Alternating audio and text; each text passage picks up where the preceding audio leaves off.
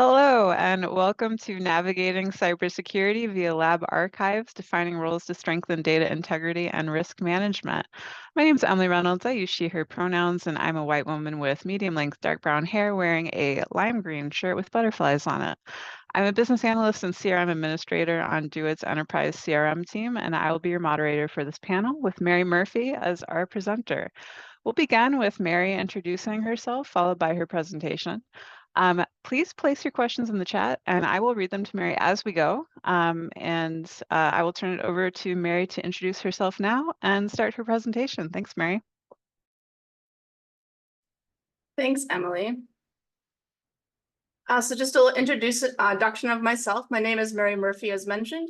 I'm a 5'5" Irish-skinned female who uses any pronouns. I have shoulder-length brown hair with blue eyes and translucent blue glasses, and today I'm wearing a blue shirt with flowers on it. I'm a consultant in the Research Cyber Infrastructure team in the Chief Technology Office. Outside of DoIT, I'm an athlete and coach for the Madison Speed Skating Club. I have 2 dogs in my life, and I love to garden, cook, travel, camp, and read books. Today, I hope to discuss how my team received a low risk rating for the LabArchives electronic lab notebook for identifying the roles and responsibilities in each action item. Then I hope to take a step back and ask a larger question of shared responsibilities and data governance to improve risk remediation and compliance on campus. My learning objectives today are to help you understand core concepts, definitions, and processes for the LabArchives software as a service cybersecurity review, recognize the criticality of defining clear security responsibilities, summarize key points from the Common Solutions Group meeting discussion, and identify strategies to aid primary investigators in ethical data handling. Before I go any further, I'd like to define a few terms. So SaaS stands for Software as a Service, which is a piece of software provided in the cloud, accessible over the internet. EPHI stands for Electronic Protected Health Information, which is controlled under the Health Insurance Portability and Accountability Act. A PI in these terms is for primary investigator, who is someone who's responsible for the preparation, conduct, and administration of research grants or other sponsored projects. A POA&M item stands for Plan of Action Milestones, which is essentially a call to action from a cybersecurity expert to me and my team, or perhaps your team, to create an action plan to reduce risk to the service in order to allow others to safely use the tool. And finally, I'll be talking a lot about research data in the presentation today, and it's a very ambiguous term. Based on the government's definition, it's the recorded factual material commonly accepted in the scientific community as necessary to validate research findings. In this definition, it does not include primary analyses, drafts of papers, plans for future research, correspondence of collaborators, peer review, trade secrets, PHI, and more.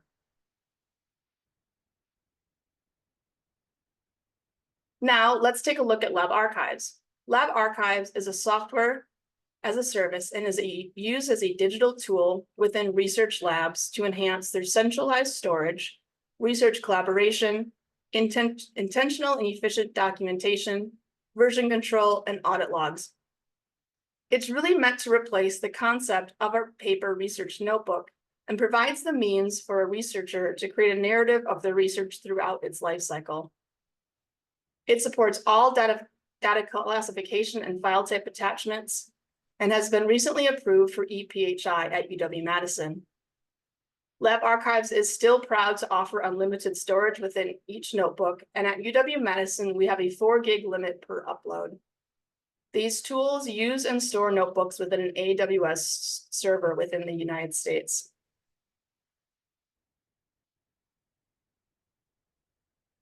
At UW Madison, we offer this service for about 10 years, and within all user disciplines, we've collected up to 24 terabytes of data. We've created 2,700 notebooks, and we've provided permission for 6 labs for EPHI. And within the last week, I've had 2 more requests In this past month, about 174 labs have been actively creating and editing entries. So LabArchives stores research data, and continual cybersecurity reviews ensure safeguards are in place to shield the data from threats and preserve its value and trustworthiness over time. While I may not be a cybersecurity expert, I do serve as the service lead for the electronic lab notebook on campus. I successfully managed to lower the risk level of our software as a service from a moderate to low risk within a span of 7 months at the initiation of a phase 2 review. Just as a note, all understandings, experiences, and opinions in this presentation are mine and do not represent any unit on campus. However, I will share several insights from the data governance discussion at the Common Solutions quarterly meeting with insights from professionals across institutions in the nation. If there's any experts on this call, please feel free to chime in chat if you'd like to add any more clarification or additional information on the information I present today.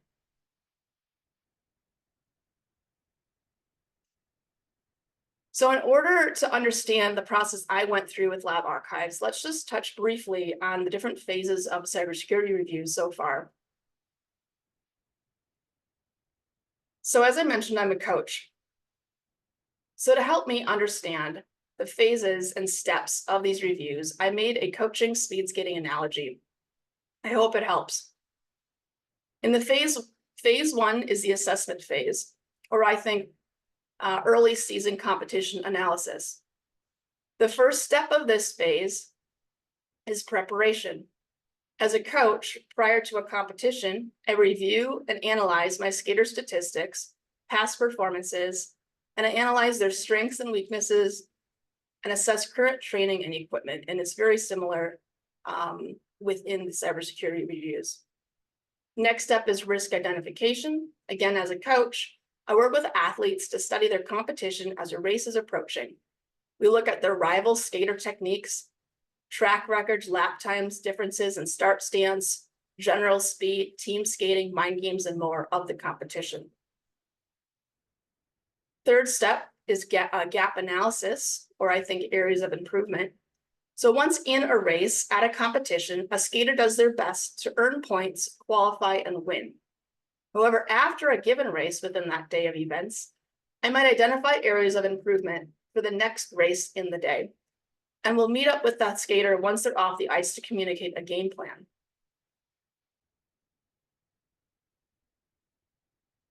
In the phase 2 of remediation planning, I think of it as a refocus and strategize. As a coach, after a race, I can help an athlete prioritize aspects of technique and strategy to focus during the next race of the day. Second step is a strategy development. As a coach, I think of this as the post-competition review, recap, and strategy. After a competition, coaches identify a game plan for the next week to months practices to address, train, and practice the gaps and skills seen during the previous competitions. Third step of this phase, implementation training, can be thought of as executing an athlete's training plan. As a coach, I develop laps, drills, dry land, and other technical pieces that are actionable in order to achieve success and skill development by the next competition. I then work with an athlete to track performance and personal best time and skills together. Final step of the phase is training and awareness, or I think continual improvements in coaching. This is a continual cycle of training, learning, tweaking, and development across athletes to execute specific skills through training regimens. So these can all kind of relate back into the cybersecurity review steps as you're going through a service or system. So LabArchives phase 1 occurred in 2020 and resulted in a moderate risk based on the infrastructure, processes, and procedures in place for the use of full PHI datasets. There was a note from the review team indicating that this risk may increase to a moderate high as the system grows in size and complexity relative to the amount of PHI maintained. Excuse me. There was another note indicating that the completion of all POA&M items would reduce the risk to low. As a note, a primary investigator requesting access of this tool 4 PHI completed an individual cybersecurity review, which was a turnaround time for approval around 3 months or longer.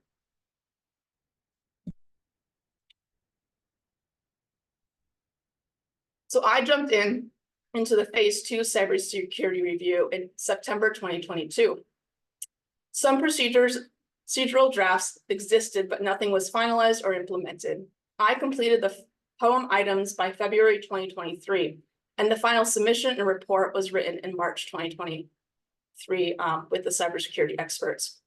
At the end of this review, all 48 security gaps or POA&M items were remediated.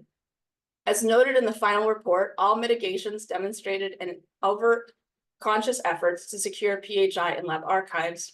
The SOC 2 Type 2 documented 0 exceptions. SSL server test of vendor website produced A+ scores, and no incidents were noted by the cybersecurity incident response team. As you can see, many things play a factor in low risk rating. My role in this journey was the POA&M items. I've been asked several times, how did I lower the risk so quickly? My answer lies in both the tireless hours each day of the week solely focusing on this project, as well as defining and articulating the roles and responsibilities of each key stakeholder within each POA&M item. As I looked at each gap, I thought about the different programs they're categorized in. I then broke down each POA&M item into manageable steps and identified each key player. In my documentation for remediation, I clearly laid out each stakeholder responsibility. If there were overlapping remediation steps across POA&M items or programs, I indicated this in our documentation. In the future, I believe I would use a RACI chart to help better articulate those with responsibility, accountability, consultations, and informed tasks within each POA&M item. Here's just a brief example of one of those items that I helped write. So question is there a formal contingency plan with defined objectives? On the slide is a very skimmed down version of what I wrote, but you can see here there are 3 major players: the ELN service team, the research unit or PI, and LabArchives. This was done for each of the 48 items. I continue to look and review at these documentation to ensure that we've implemented any processes or procedures to maintain the compliance. So it's great that we have a low risk rating that allows researchers to use ePHI in the system. We've updated our intake process to use departmental cybersecurity review rather than the individual research lab, resulting in a turnaround time of 3 days to a week if the review already exists in the department. One process in place is to have a PI sign an attestation, essentially agreeing to follow their department policies and procedures for cybersecurity. I feel that the processes in place to lower the cybersecurity risk of the system at the university level by adding high amounts of responsibility and accountability and burden on the PI is just not enough. We need to work as a university to help support these individuals. So I believe we need to ensure proper training, support, and operational procedures to ensure PIs can both comply with policy and ensure data integrity and security so they can focus on conducting research, advancing the human knowledge, and bringing in federal dollars into the institution.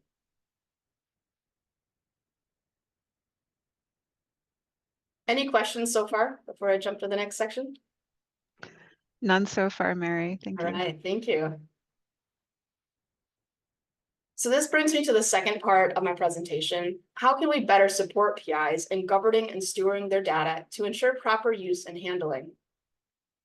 I had the opportunity to sit on a panel discussion on research data governance at the Common Solutions Group meeting 2 weeks ago. In general, data governance aims to realize the value of our data. We want to get the right data to the right people in ways that can successfully and responsibly use it.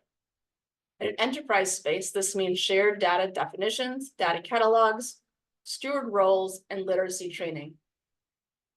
But research data governance is somewhat different. Research data governance refers to the principles and protocols that guarantee the integrity, consistency, security, and ethical management of research data throughout its existence across the organization and beyond.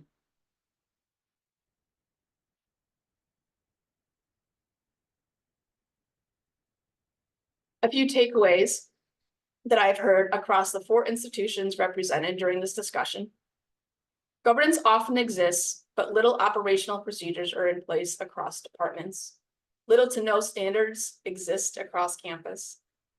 Low visibility of experts available for PIs. Therefore, PIs may not know who to turn to and end up trying to sign documentation they do not have the authority to do. There seems to be little to no training for PIs or other researchers to learn more about the risks they're taking on. And no continually required training, such as the additional cybersecurity training on an annual basis, as well as continued engagement with experts on campus.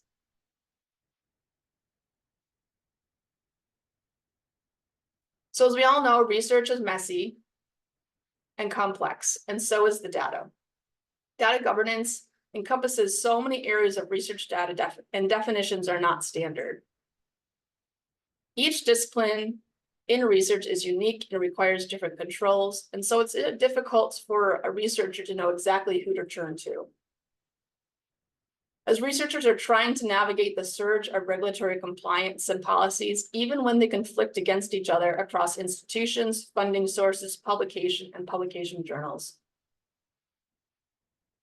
And it seems that this conversation reminds me of a fireside chat Provost Isabel mentioned perhaps a month or so ago, talking about how people come to a conversation with different viewpoints, talking about the same thing, but they don't know it.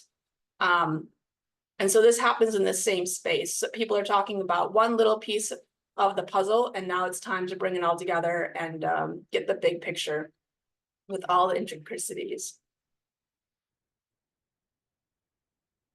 To best support our PIs, I think we as a campus need to continue to invest in governance, data, and computing experts, create routine touch points with PIs and research IT professionals, create an easy to follow standard process with flexibility, create incentives to encourage engagement and data sharing, require additional annual training beyond the basic cybersecurity, and embed experts within departments or centralized offices to work across campus.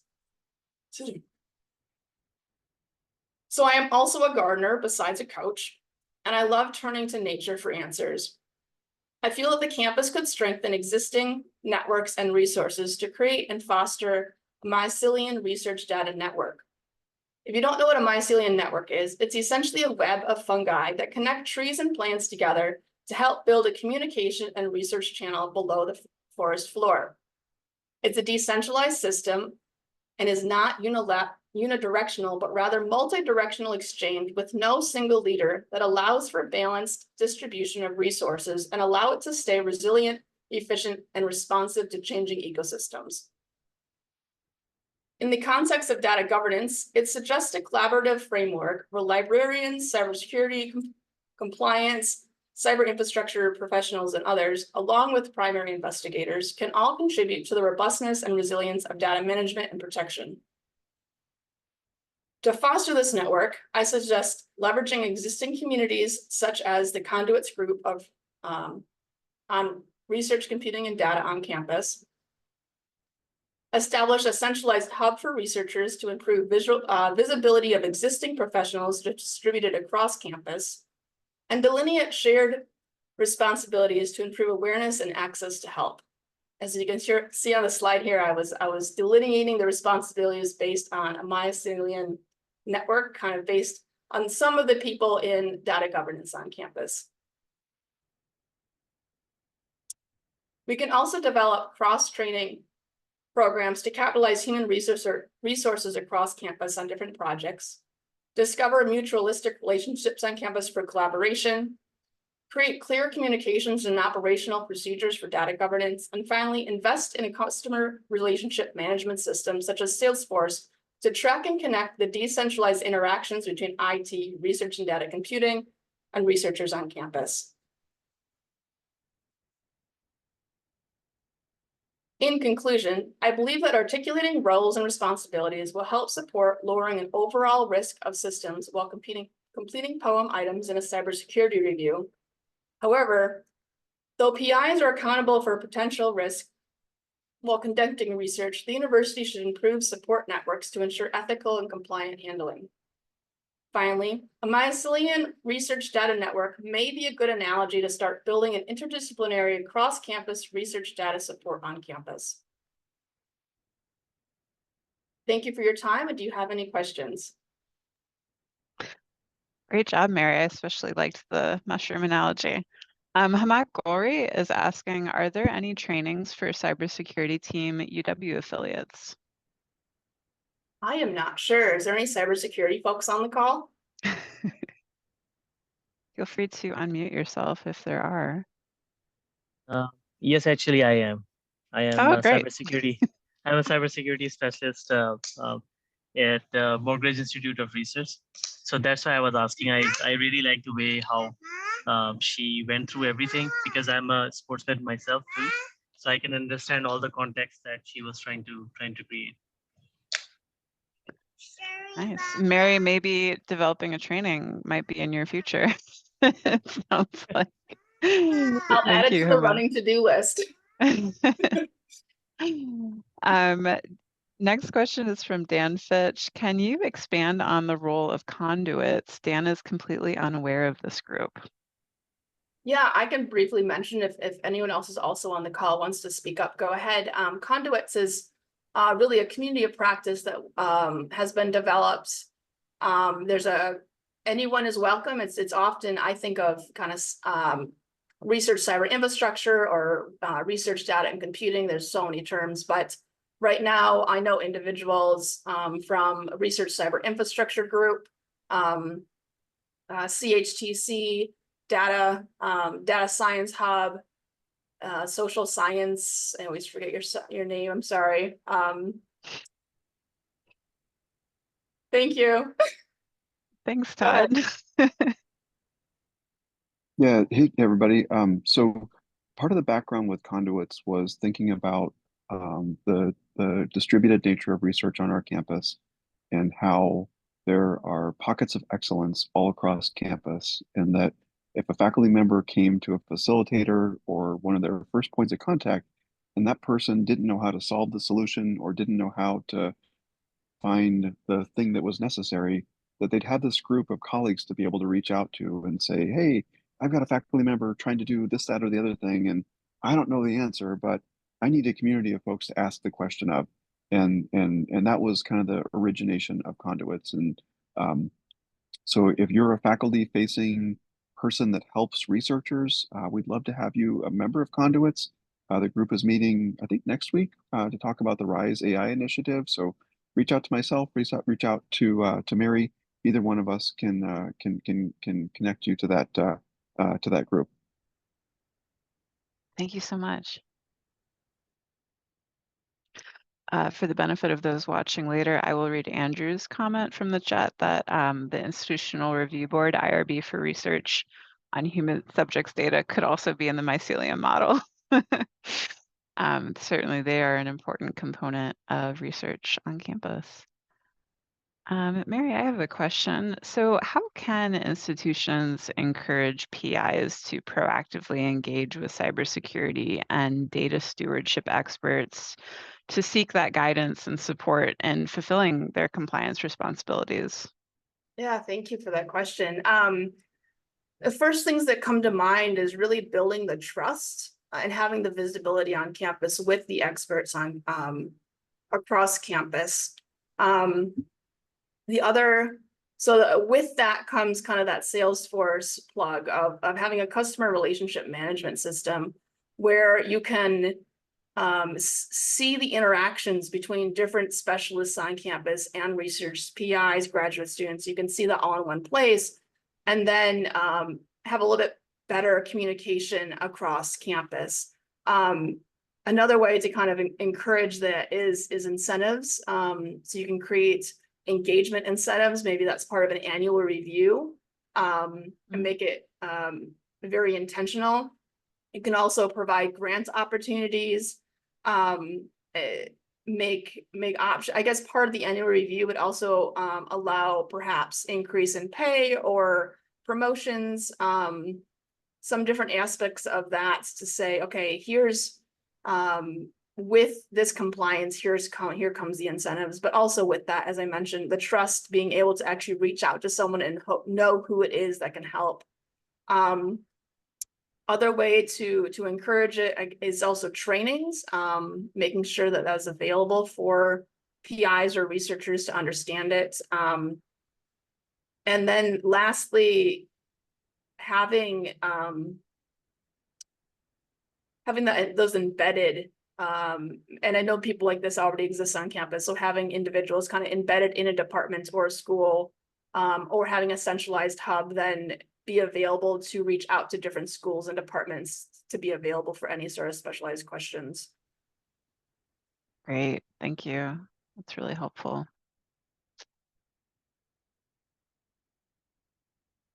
Well, I have one more question. So what you were just talking about relates to the complexity and amount of different compliance requirements that exist. And as you know, we're a decentralized campus. There can be a lot of silos across departments. What role do you see institutional leaders playing in facilitating that collaboration that you were just talking about? And how might they streamline those processes for data stewardship and compliance? Yeah, that's a great question. So the first thing is investing in hiring, training, retaining employees in these specialized fields so that they're available to have those collaborations with the researchers. Also, making sure that policies align across departments on campus, as well as maybe work with other universities to make sure that we're aligning if there's collaborations external from UW. And then really thinking about, the streamlining process, creating, I think of it as, talking about nature again, I think of it as a river. So you have if you could have one centralized process across campus that everyone knows about, and this is the to-do list, talking about yesterday's keynote speaker, creating a list of things to do, but then having the branches or the streams off the river, talking about those uniqueness of each discipline, I think would really help kind of facilitate that collaboration and the compliance across the different research. Thank you. I love the nature analogies today. Thank you. Any other questions? I'm not seeing any in the chat. So there aren't any further questions from the audience. I think that we will wrap up this session. Thank you again so much to Mary for presenting, and thank you for attending, everybody. We still have some great sessions coming up in the afternoon, so take a short break and we will see you again soon. Thank you. Thank you. Bye-bye.